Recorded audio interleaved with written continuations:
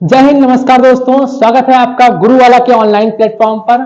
और आज हम पढ़ने जाएंगे क्लास 10th का पहला चैप्टर हिस्ट्री का, the rise of nationalism in Europe. और इसके कुछ इंपॉर्टेंट डेट्स आपको यहाँ पर पढ़ाए जाएंगे, जिसमें एक शॉर्ट वीडियो में आपको सारे के सारे इंपॉर्टेंट डेट देखने को मिल जाएंगे, ताकि जो आपके अपकमिंग पेपर, बोर्ड का पेपर है, उसमें जो एमसीक्यू वाले क्वेश्चंस पढ़ते हैं, वहां पर एक नंबर के जो क्वेश्चंस आते हैं वो डेट वाले ही आते हैं। तो देखते हैं, चलिए शुरू करते हैं। सबसे पहला क्या दिया है, तो यहाँ हम देखेंगे कि नेपोलियन वाला जो पार्ट है, जब ये चैप्टर स्टार्ट करते हैं तो इस चैप्टर में सबसे पहले नेपोलियन वाला पार्ट ही आता है। तो नेपोलियन वाले पार्ट में सबसे पहला दिया है कि 1797 में नेपोलियन ने इटली पर आक्रमण करना शुरू किया। और नेपोलियन का जो युद्ध था फ्रांस में और पूरे यूरोप में नेपोलियन का बहुत ज्यादा दबदबा बना था, आप सभी जानते हैं।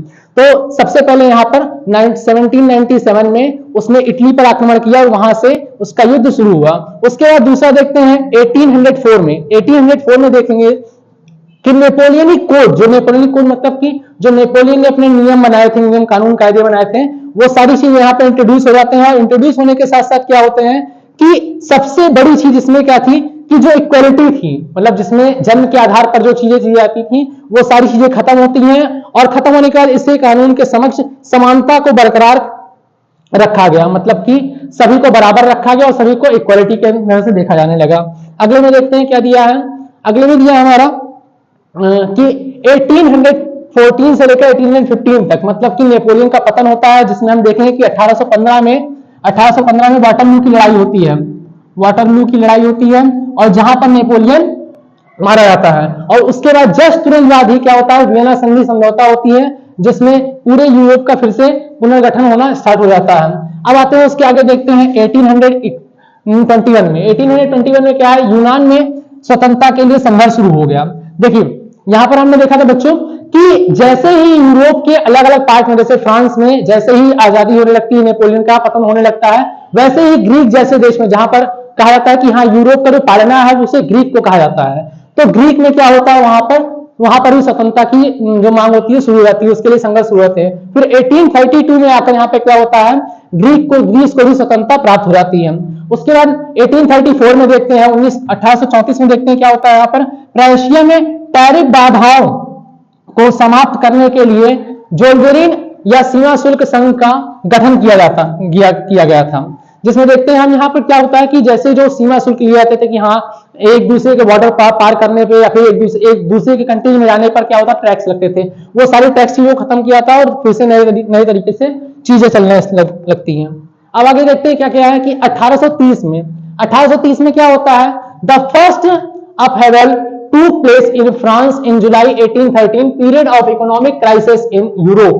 देखो यहां पर हमने देखा था बच्चों कि जैसे ही सबसे पहले अगर हम देखते हैं कि हाँ सबसे पहले राष्ट्रवाद कहां पर आता है, तो फ्रांस में आता है। और फ्रांस में ही जरा सा भी उथल पुथल होती है तो पूरे यूरोप में उथल पुथल होना शुरू हो जाता है।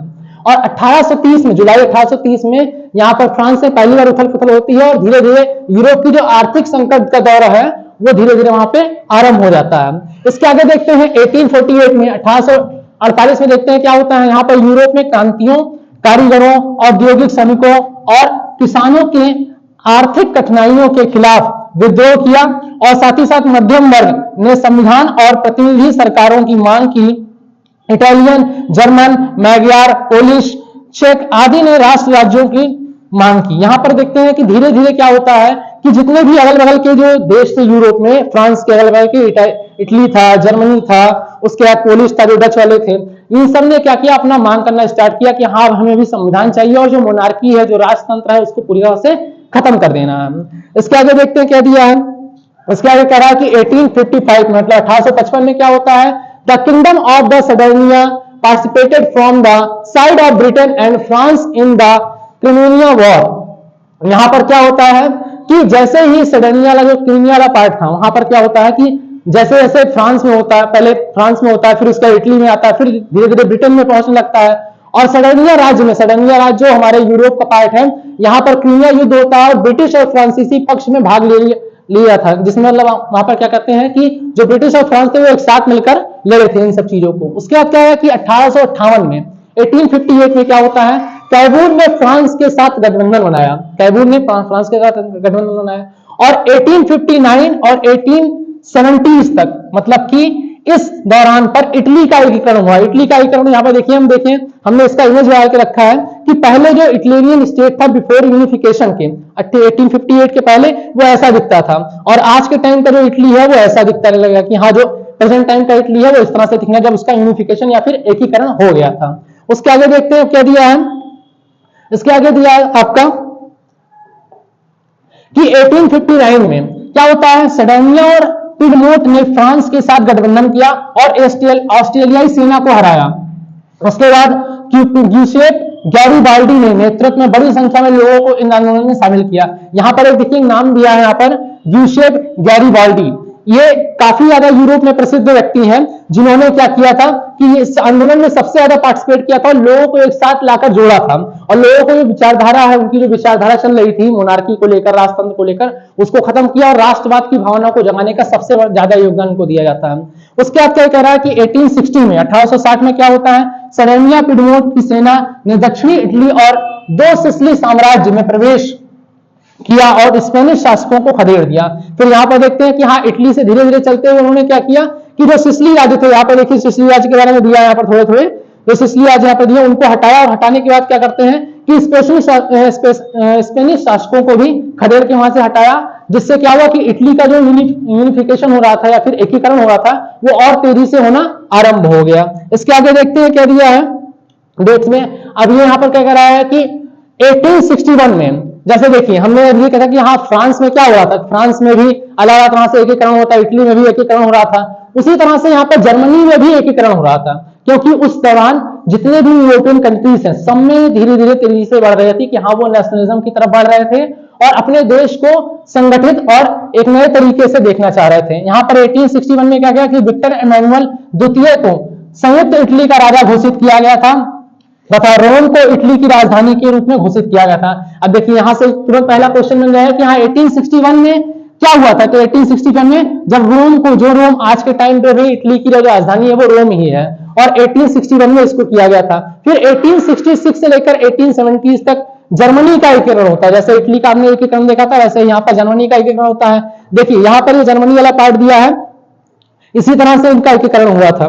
ठीक है, अब आगे देखते हैं आगे क्या दिया है। आगे हमारे देखें कि हाँ, सबसे लास्ट वाला जो हमारा है स्लाइड, इस स्लाइड में देखें कि हाँ, जैसे जैसे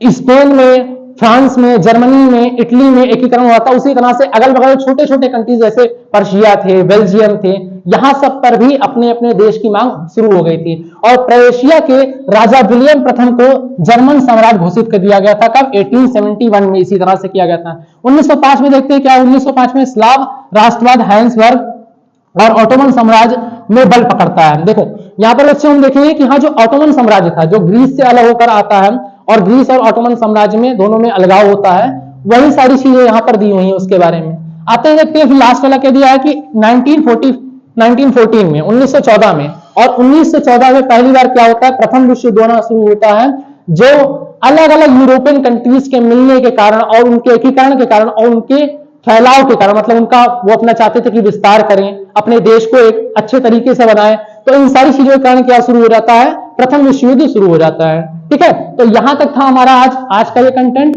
और आज का ये डेट का सीरीज, और इसके बाद हम अगले चैप्टर के बारे में पढ़ेंगे नेक्स्ट वीडियो में। तब तक के लिए आप लोग इसको देखते रहिए। जो आपको गलती लगे, जो आपको कमेंट करना हो वो आप कमेंट करें, जो आपको क्वेश्चन पूछना हो क्वेश्चन पूछ सकते हैं। धन्यवाद, जय हिंद।